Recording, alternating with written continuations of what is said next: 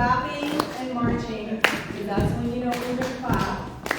So new month, everybody, and you can actually start rolling. We're rolling. All right. So new month at the Victoria Truth Center. Keep clapping, which means new music, new tea. We're starting off today with a new song called "I Wish I Knew How It Would Feel to Be Free," which is an old spiritual tune from the 60s. No speaking up. 1, 2, 1, clap. Clap. Okay? Yeah. And we're going to try singing it together. The melody is pretty easy, and it's just repeated again and again. So as we're clapping, long to start the intro.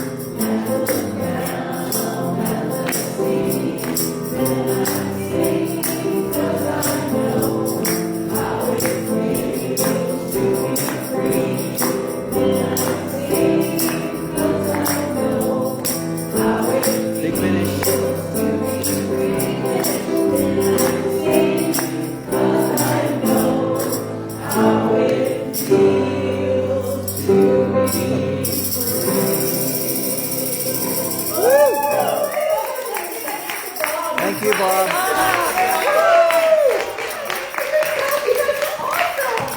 Oh my gosh, right on, that's so great. We were going to try and do that during Freedom Month in February, but it was a little challenging for us, so we're like, we'll do it later in the year. So, yay, we all did it. Welcome to Celebrate Sunday at the Victoria Truth Center. I'm just going to quickly switch mics here. Oh, what a joy it is to be here with everyone on Sunday in this space. Seeing more and more faces in this. Oh, yeah, yay! And so I'm just going to ask, is there anyone here who's here for the first time today? Welcome, welcome. Well, oh, I didn't even get a chance to see you when you came in. Welcome. Well, yay for all the new people. So all the new people, the people who are not so new, we have something that we'd like to share with you. And then the not so old people, or the not so new people. Do you remember what it We love you. We appreciate you. We're so glad you're here. Yay! Fantastic. Okay, so What are the names of the new people? there is Ruth, there is Karen, and there is Denoy. Ruth, Karen, and Joy. There's a All quiz right. later. There's a quiz there. All right. Name tag. Name tags. Name tags, names. Okay, making note of this. Someone help me on the board. Make note of this. Thank you. Thank you very much.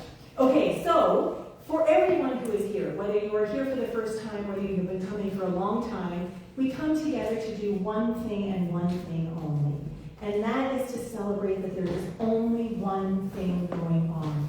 Call it joy, call it creativity, call it God, call it universe, call it source, call it love, which is what we like to do here. We teach that that is the only thing that is happening. That love is all there is. That each and every one of us in this room, everything in this room, everyone watching online, everyone that is, was, and ever will be, is love. Because if love is the only thing that is going on, it means that each and every one of us is that.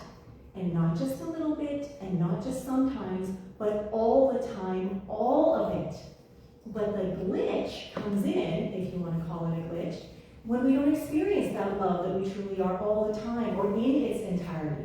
And that comes down to the other thing that we teach, which is personal responsibility. So we create our reality. We are in charge of our life experience. No one else. No entity, no person, no institution, nothing outside of us, because ultimately, there is nothing outside of us. It's all one thing. It is love expressing in gazillions of unique, original, individualized ways. So ultimately, we are here to live life lovingly. That's what we're here to do. So how does that sound to everybody? Great. Yay! All right, fantastic. Okay, so as we celebrate love and as we remember and recognize that love is who we are, we're also remembering where we are doing so. And so we're here to appreciate, we are here to revere, we are here to express gratitude that we are here right now on the unceded lands of the Lekwungen-speaking peoples, the Songhees and Esquimalt nations. And that just like they value strength, integrity, vision, and stewardship, so do we. And so to have an invitation now to live, to breathe, to work, to play, to create together on these lands that have been stewarded for so long is a beautiful gift and blessing that we appreciate so, so dearly. All right, so we're going to move on to our first tune, or our second tune, our meditative tune. There is only love, and I invite you to sing along if you like. Away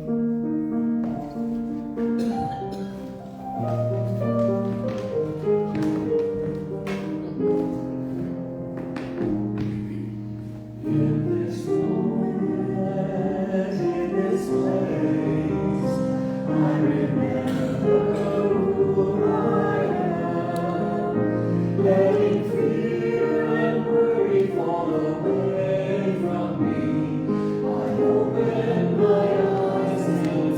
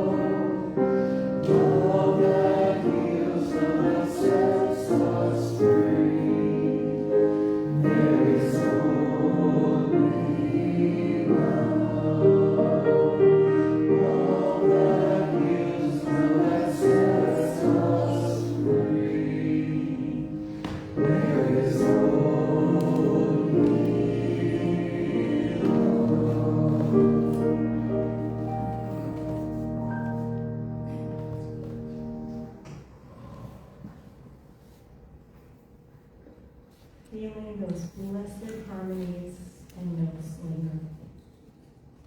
Feeling the activation in my heart, in every fiber of my being. Feeling the vibration and that frequency of love just whirling and swirling all around me, whirling and swirling within, and recognizing that love is all there is, and love is who and what I am. And so as I know this exquisite, elegant truth for myself, I know this exact same truth for every single individual here, in this room, online, in the world, and beyond. Everyone that is, was, and ever will be, love expressing evermore. And so I know that right here, right now, in our time together, as we lean into the love that we truly are, that love expresses more deeply, more richly, more concretely, more beautifully out into the world. And as that beauty goes out into the world, it envelops everyone and everything in its path, being reflected right back to us, activating that love that we truly are, even more so.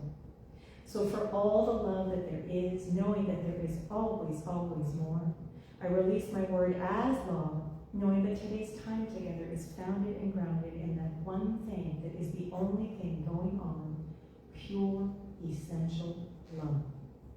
I release, I let go, I bask, and I know, and so it is.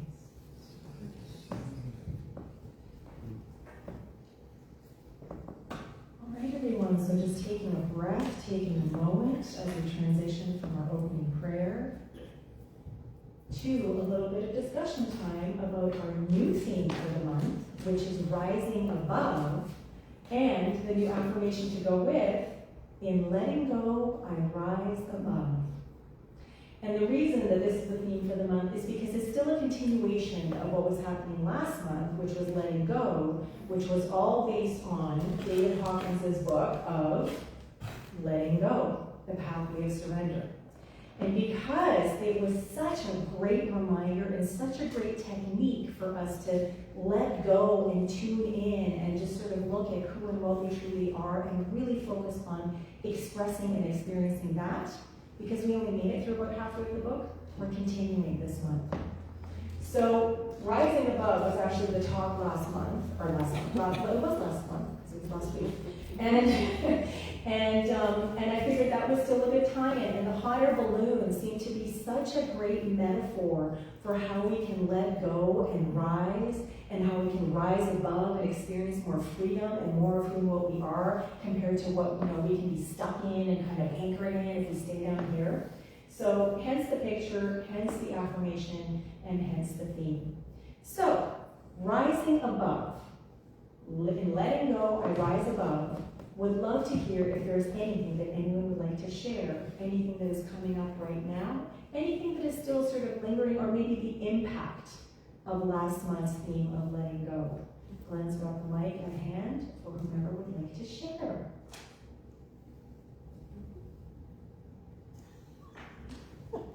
Everyone, oh, here, Linda. It's brand new. We don't come in with preconceived thoughts or ideas or whatever. We've been in the process of moving the last couple months. Yep. And, there's some, actual physically letting go of things. Mm-hmm. And so, there's a beautiful bed that I've had for years, refinished it, got it brushed, refinished the girl stuff in ages, but it's not working because we don't have room for it. Mm-hmm. And when the bed kids come, they're happy to sleep on the floor, so I've got other options that work when they do come. And sometimes you think, it doesn't work for me. It was great for the time we had it, but we've had to sell so many different things, but it just doesn't work. And once they're gone, you don't think about them anymore. They're just things. They're just, even if you've had them for a long time.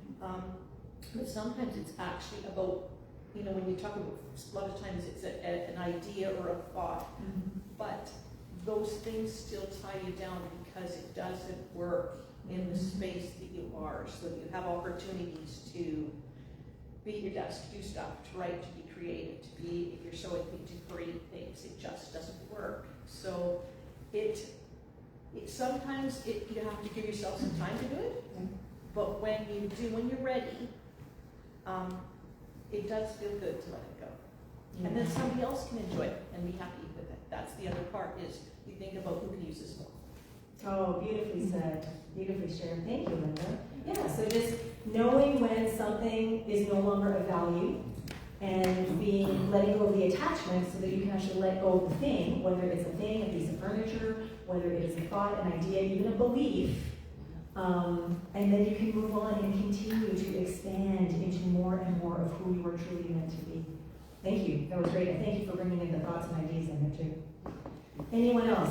Gail, front row. You can count on me. Okay, they're going away for 5 weeks, so everybody else needs to. I'm going to miss everybody because we're going away for 5 weeks. But John and I have had to rise above the last couple of weeks because we're getting our condo ready to have floors done while we're gone. Half our floors. We did half our floors last year. So in our dining room, we've got 36 boxes of books, bookcases, all of our drawers, and I do not like to live like that. It's like, oh, this isn't my home anymore, you know? So it's been a real adaptation, you know, a real adaptation. And our computers are on our kitchen table, and it's been crazy, but it'll be lovely when we get home. So I thought, what am I rising above? We did it for 3 weeks already. And so, Gail, just on that note, how? Are there actual ways or that you're conscious of this rising above when it's happening? Well, I don't look at the dining room very often. That's one way of doing it. And I try not to walk through the dining room. But, yeah, like, we've done a lot of reno over the last couple of years, and John and I say, well, we still love each other. You know? It's a conscious choice, though, right? Absolutely. It's a choice to rise above. So even though you're like maybe like this, you know, past the dining room, it's a conscious choice to not get pulled into that and how you might end up feeling if you got drawn into the. That's right, yeah. Yeah. Okay. Good, All right, thank you.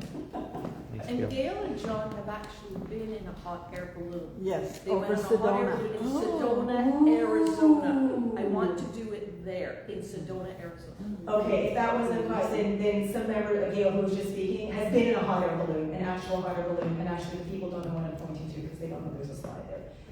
Shirley, go ahead. I was just wondering, this letting go of things. I think it's important to let go of negative people that bring you down in life. And you were just saying about rising above. So a lot of times their energy or something about them just pulls you down, and you just have to let them go.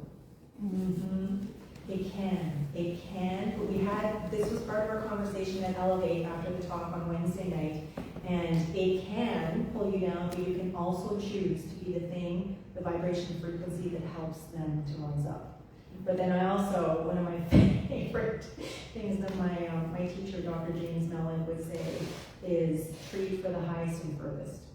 You know, so it's just, you want the best for them, but it can be on the other side of the planet. I like that. Right? So you still want the best, right? You're going the highest and greatest, but over there. Right? Okay, great. Thank you very much, everyone. Okay, so we're going to continue rising above all month long, and I encourage you to just really sort of adapt that in letting go I rise above affirmation and see how often you can make a conscious choice to let go and rise above. Okay, and then we'll hear more as the month unfolds. All right, so moving right along, we are going to listen to another tune. And this time, Bob, do you want to let us know what it is you chose and why you chose it? Well, to me it ties in with the idea of letting go.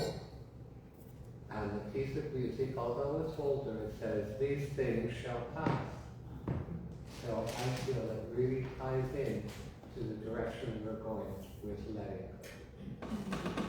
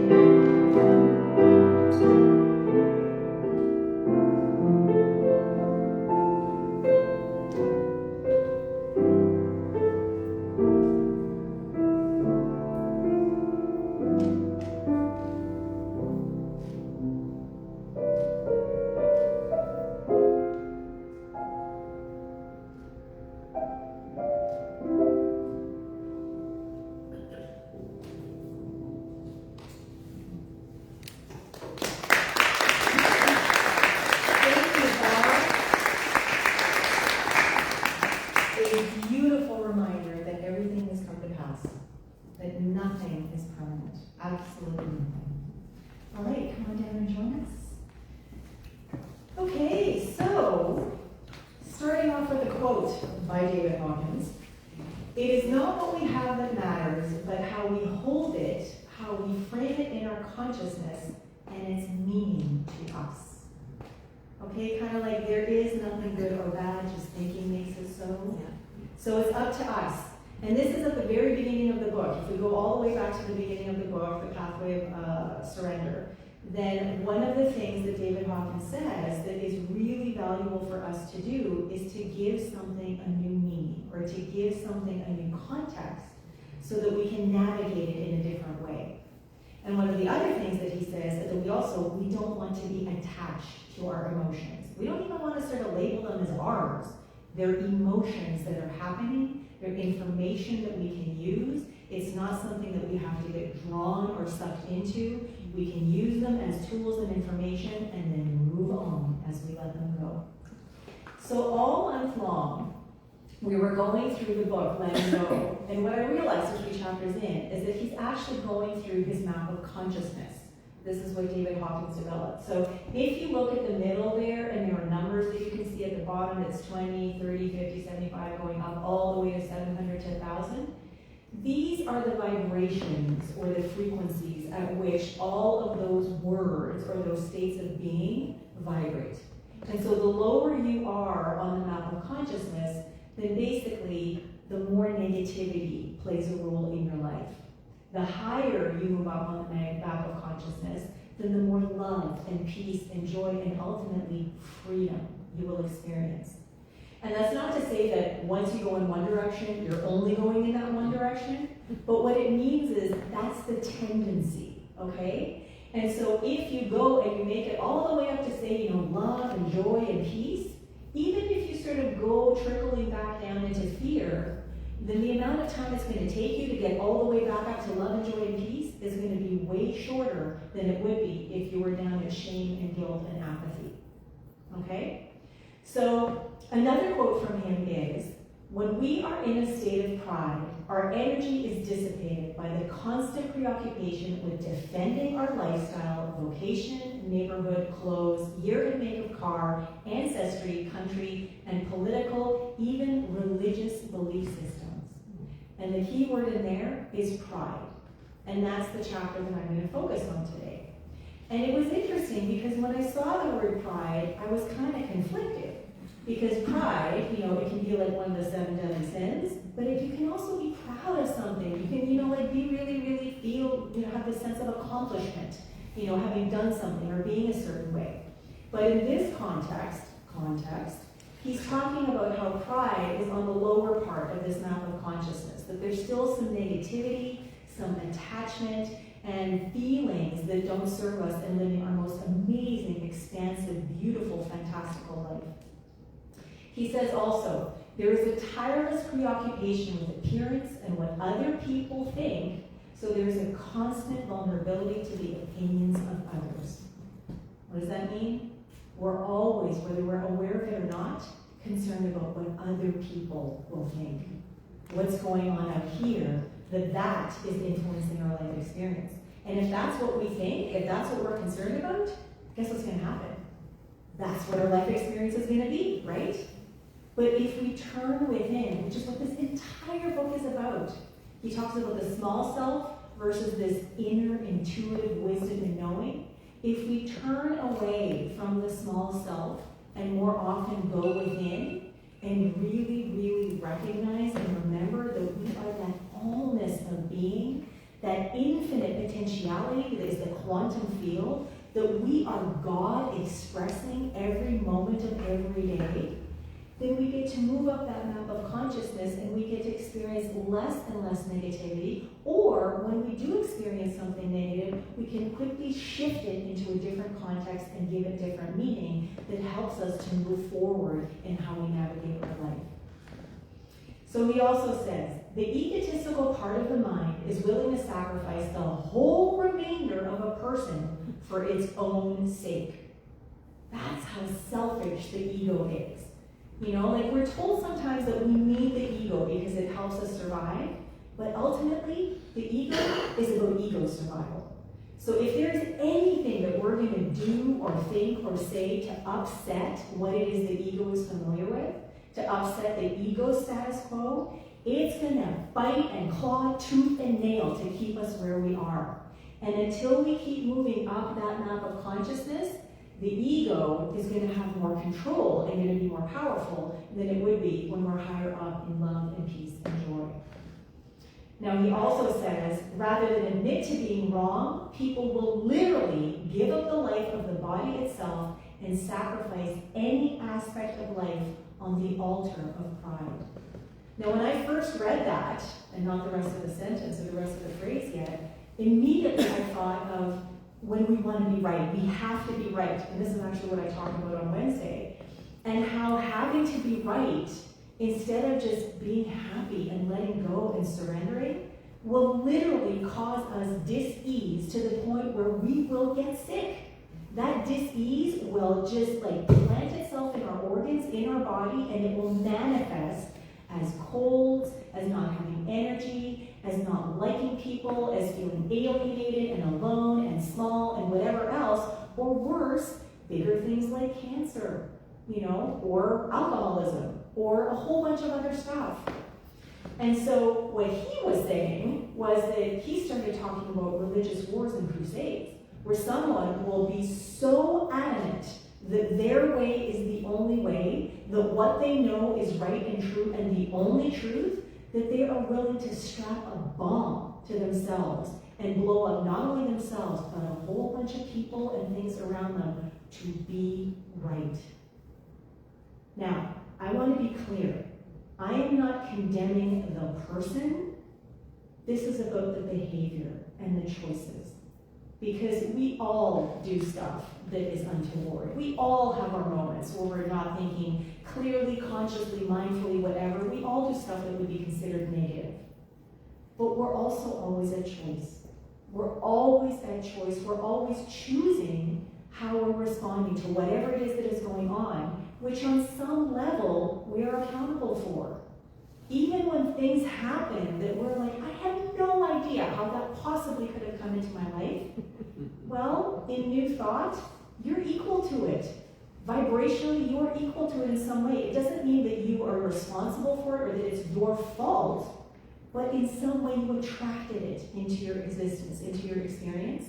And the thing that you get to do is you get to choose how are you going to respond going forward.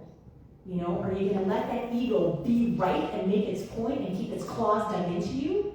Or are you going to go, I hear you, I get what you're saying, but I'm going to choose this because I trust and know that this is who and what I am. And even if I don't know, consciously, the next step, the next thought, the next word that's going to come out of my mouth, I trust and know that I'm guided, and there's that within me that knows.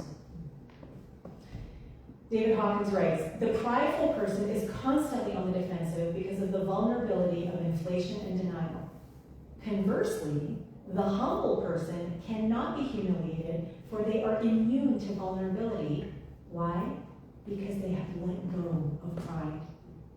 They don't need to be right.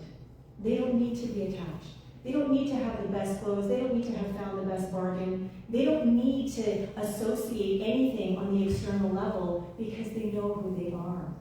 And I gotta say, even though this chapter, some of it, sounds really, really good, because he's talking about how the next one is courage, there's still so much farther to go. It's incredible. You start feeling good, you start feeling courageous, things start to shift in your life, your attitude starts to shift, that path of, sort of staying on the right and narrow and slipping off of it from time to time, you get back on it that much more quickly, and yet there's still much further to open up to on that map of consciousness, to keep going from pride to courage, up all the way to love, joy, peace, and enlightenment. It's an ongoing journey. Every moment of every day, our entire life, it's an ongoing journey. And so he writes that pride will always mean a loss of peace of mind. And we know in New Thought that the mind controls the body. So it's not just about losing peace of mind, it's about losing peace of body. It's about losing piece of any kind of existence or experience, because there will always be that within you that is always niggling away at you that you should be right, you should be attached to this is the only way, you know best. And that's not what we teach. We teach that we're a choice, that every moment is a brand new opportunity to choose something different, to choose something new, not just for ourselves, but our world. Now, the reason that I was thinking of the talk title, which I haven't gotten to yet, was a few days ago, last week, I was walking to the hospital to visit Carolyn Sheldon, who's one of our members. She's on the board, she's in the hospital right now. And as I was walking, I was favoring my ankle that I had fallen and twisted in the parking lot a week and a half ago. And as I was walking and being very conscious of just, like stepping in certain ways so that it didn't hurt, I just started thinking, who would I be without my story? Who would I be without the story of, after Elevate, I was going and packing up the car and I was looking at this and then I wasn't mindful and I tripped and stepped in a hole and I went tumbling and I twisted my ankle. Who would I be without that story? And it's not that I've told it a million times. When I was younger, I would tell stories a lot. I had bronchitis and oh my God, I couldn't breathe. I was wheezy, I was feverish, my body ached, I had to stay in bed for so long. Oh my God, it was just the worst, right? Again and again and again and again. Because there's something that feels good about telling a story. We actually get a dopamine hit when we tell stories like that, right? And if you tell someone else, they're like, oh my God, tell me more, right? And you just buy into it and feed into it. That's not what I was doing this time. But as I was walking, who would I be without this story? Well, I wouldn't be limping. I wouldn't be even thinking about my foot. I wouldn't be the person who fell in the parking lot and twisted her ankle, the minister. I wouldn't be any of that. I would just be. And so I'm like, this is a good one. Who would I be without my story? And then I started thinking, who would they be without the story that I ascribe to them without even knowing, right? Or people that we have in our lives that we start to characterize in certain ways because of certain behaviors or actions that they take. That's what we end up focusing on. And so I gotta say, this book has been amazing for me because there are two things that have happened in the last couple of weeks for me that have really shifted because of this letting go technique. And one is with a person, a family member I'm very close to who drives me nuts. But I used the letting go technique because what I realized was I had started to not just see this person for who and what they are, but characterize them into all of their actions and things that drive me nutsness, right? And then I'm like, okay, well, it feels like we do this. It feels like there are buttons that have been installed that we push for each other, right? But what if I just let that go?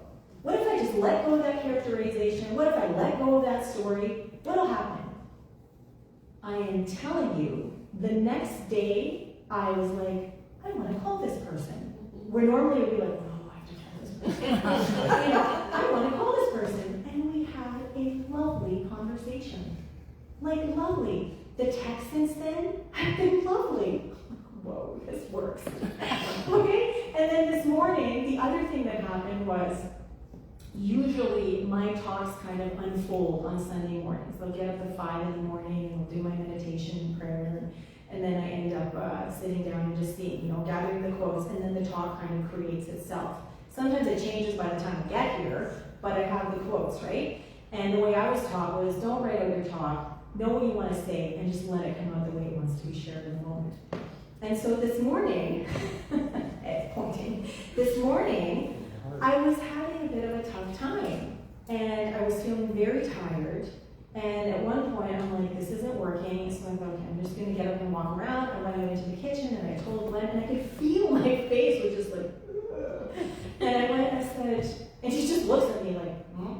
And I said, I'm having a really tough time with this talk. It's just not coming this morning. I feel so tired. And that's a story.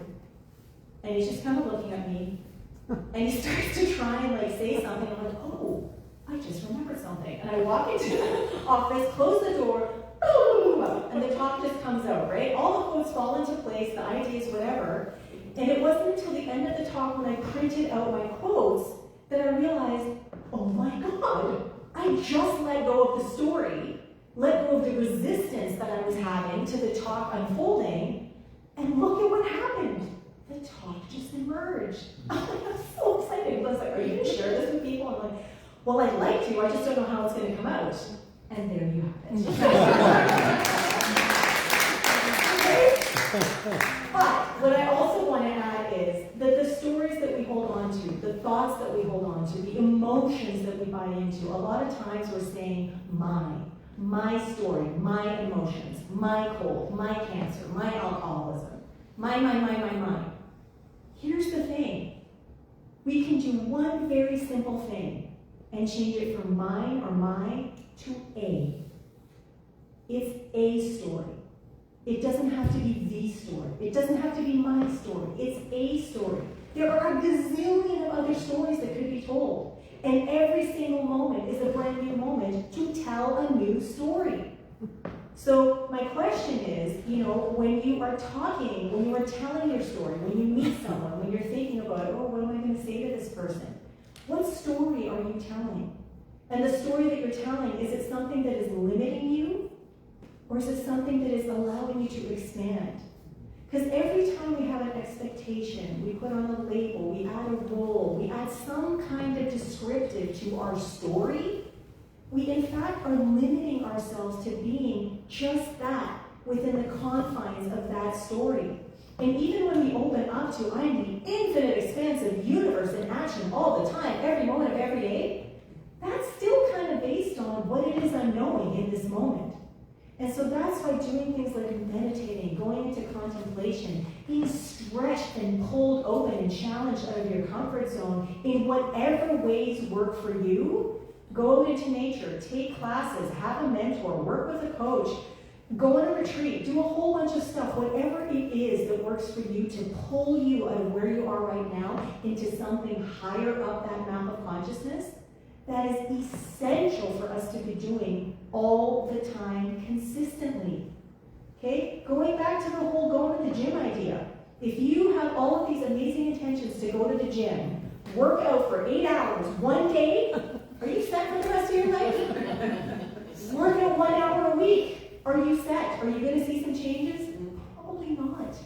But if you do 5 minutes every day, 10 minutes every day, build up to 3 hours, whatever, every day, that's when things start to change. Because that's when you start to get pulled into a new experience, new ideas, into the unknown, that infinite potentiality of the quantum field. And that's what we want to be doing so that we can keep moving up that map of consciousness.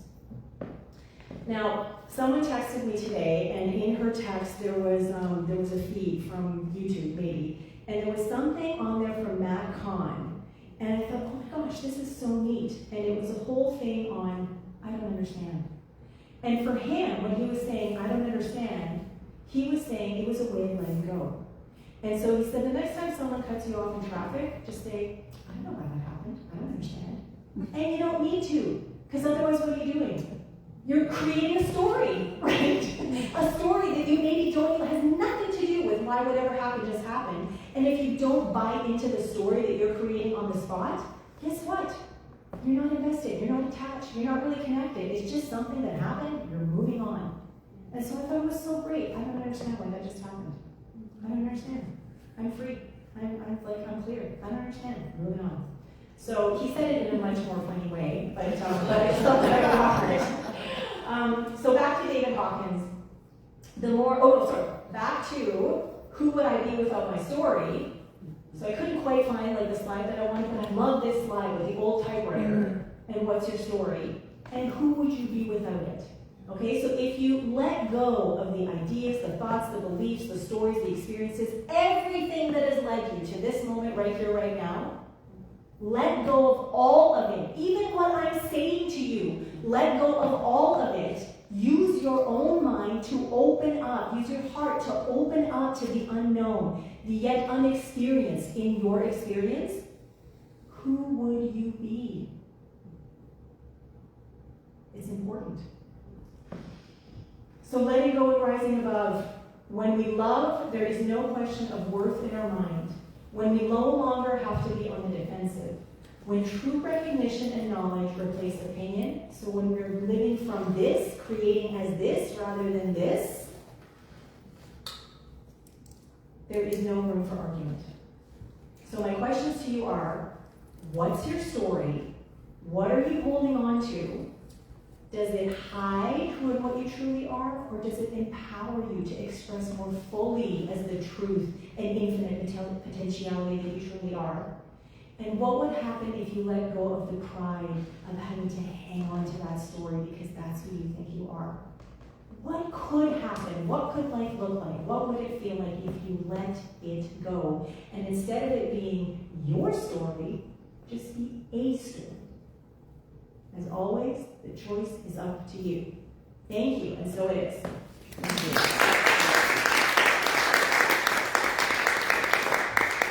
All right, we have a big group today, so I'm going to suggest that both sides of the room split into 2 smaller groups, and we're going to talk for about 7 minutes.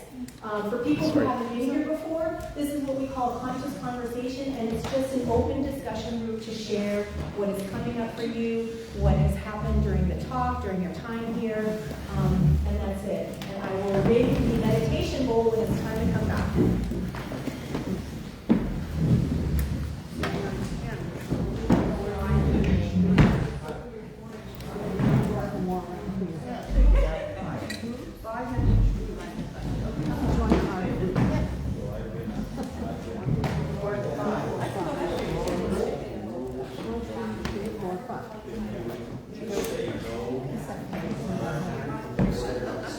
Better that way anyhow.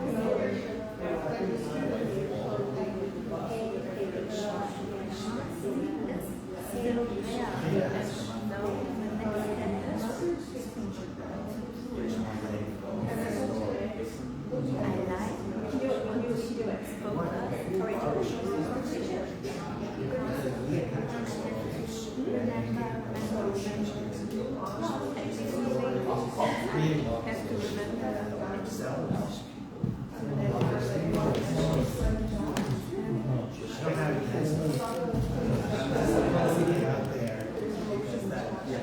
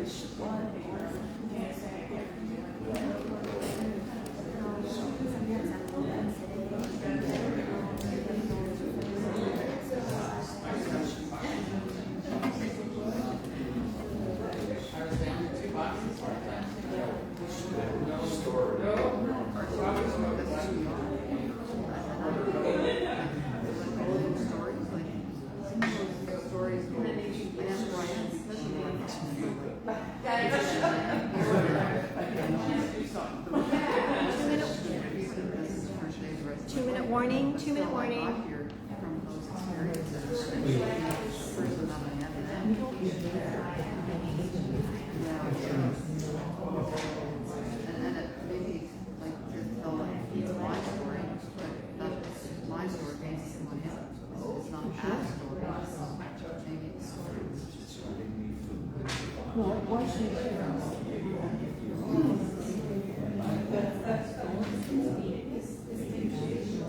dwell in it, that being who I am. Use that like that.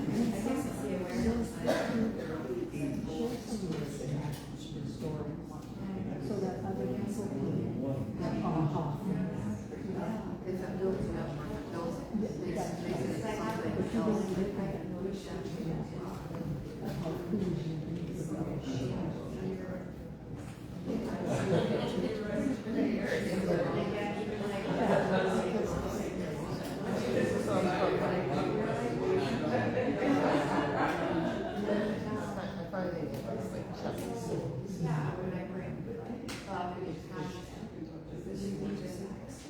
It's like sort of cutting off the body.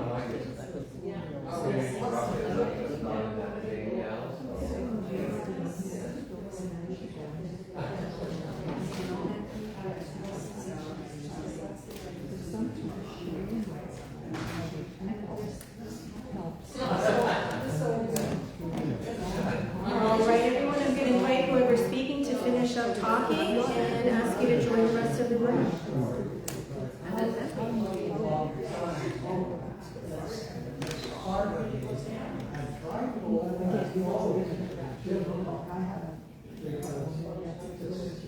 I've been looking at the story all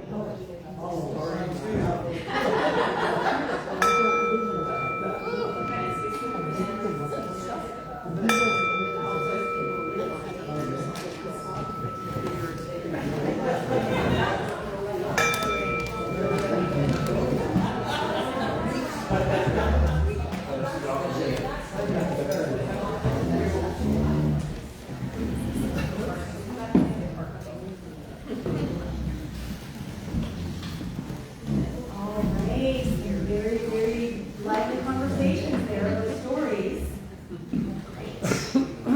Who's telling a new story? What? Thank you, Linda. All right. I'm going to ask again. Who's willing to tell a new story? Yes. There we go. Okay. All right, so moving along. If you feel that you have been spiritually nourished today, spiritually inspired, now is an opportunity to invest in your spiritual center. And center means the space that we're in, the operations of the space that we're in. It also means this. This, within each and every one of us, is our spiritual center.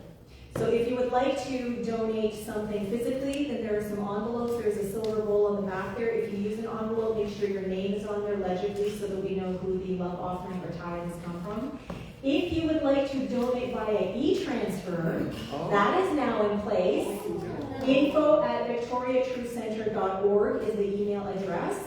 If you do choose that option, then there is a clipboard at the back that Glenn has. If you could just show it, if you could write your name, your email address, and the amount that you donate. So just in case it's not clear through the Interact experience, who donated what. Is that on the web, Facebook page? That email address is on the website, but it doesn't say anything specifically about if you want to donate this way yet. But you go into your online banking and then set up Victoria Truth Center with that email address and then send it to there. Or that's it. Or yeah. If you wanted to use the envelope, and not put your name on the Yeah. address to save, you could still use the envelope, say e-transfer, name and address. Oh, did everybody hear that? You can use an envelope to say e-transfer, the amount, your name and address, put it in the bowl, and then do your e-transfer, and then Gloria will know who the e-transfer came from. Because not everybody has their name and their email address, right? But you'd make something in the comments section that, whether it's Just name? if enough comes through, Yeah. that's all. Yeah, I just don't know how much. Right. Are we Yeah. still going to have, Yes. being able to donate by a credit card? Yes, it's coming. When is it coming? This was step one, for months. step two. I'm letting go of Don't let go of that. all of the workings and the talking and the things that go with it. It's happening. Thank you. I love That is going to be, Letting that's go of. going to be our story. All right, okay, fantastic, thank you. However it is that you are choosing to offer some love financially today, together we'll declare the abundance affirmation. In gratitude I give, in gratitude I receive, by joyously contributing to my spiritual center, I celebrate the infinite possibilities of living life lovingly, and so it is. So I invite you to close your eyes or lower your gaze one more time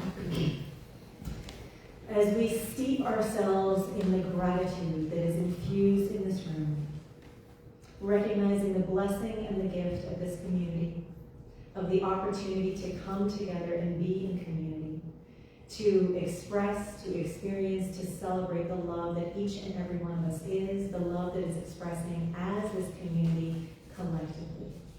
So for all of the love, all of the abundance, all of the prosperity, all of the new stories that are being told by everyone in this room, I'm so grateful to know that as we move forward into the coming hours, days, and week ahead, that those stories shift.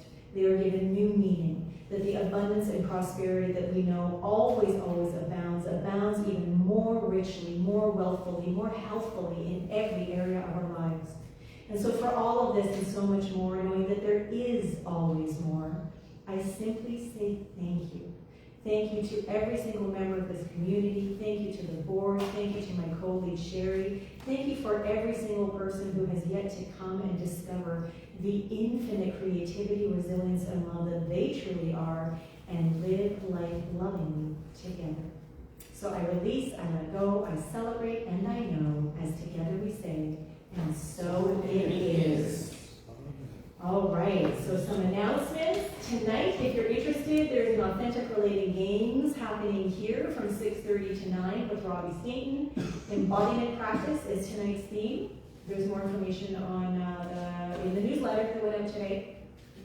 Elevate, Wednesday, 7 to 8:30. Come join us for something similar to this, but a slightly different vibe, and a live jazz trio that plays. VTC's annual general meeting is happening next Sunday from 1 to 3. If you are a member, we encourage you to come to this meeting. It is the 90th meeting of VTC, 90th annual general meeting of VTC, and you will get to learn more about the community that you may have recently joined. Everyone, however, is welcome to stay for the friendship lunch from 12 to 12:45 immediately after Celebrate Sunday. New events starting on 4th Mondays of the month, which means April 22nd of this month. Music and Mantras with Coralina Shante. She is a beautiful, beautiful folk singer who also does mantras based on whatever is happening in the moment in the room. And so this is going to be from 6:30 to 8:30 p.m. on 4th Mondays. And there is a notice that was in the newsletter today, and there is an event on Facebook that has more information. It's going to be something really special. If you or someone you know is in need of prayer, there is a little prayer box over there with a little butterfly. There are some prayer request forms. Please feel free to fill it out, fold it, and put it in the box, and our prayer team will pray for you affirmatively. If you are not already on the newsletter list, that is the best way to know what is going on. So if you're not on the mailing list, I invite you to sign up on the back table there. And in the community, is there anyone in the community that has something that they would like to share? No? All right. So we're going to move into our final song. I'm going to invite everybody to stand up. And do we have a time there? Sorry. Oh, right. That was right. I was going to say that during the announcements. Gloria, could you just... Hi. Next Sunday is our annual general meeting, and the opportunity to have members serve on the board of our center. We've got some nomination forms. And what it is you'll simply read and say, yes, I'd love to join as a board member, and then we sign it. And we'd love to have everybody. There is 7 positions for our board, and we'd love to have 20, but just 7 right now. Yeah. Thank you, Gloria. I am seeing a full board this year. It's been a while since we've had a full 7-seat board, and I'm seeing that happening next Sunday. All right, so here we go. We're going to sing One Big Family by Gary Lynn Floyd, and we have a tambourine player, and if you guys want to clap, feel free. We have sung this before. So Bob's gonna give us a note, a couple of notes, a couple of bars.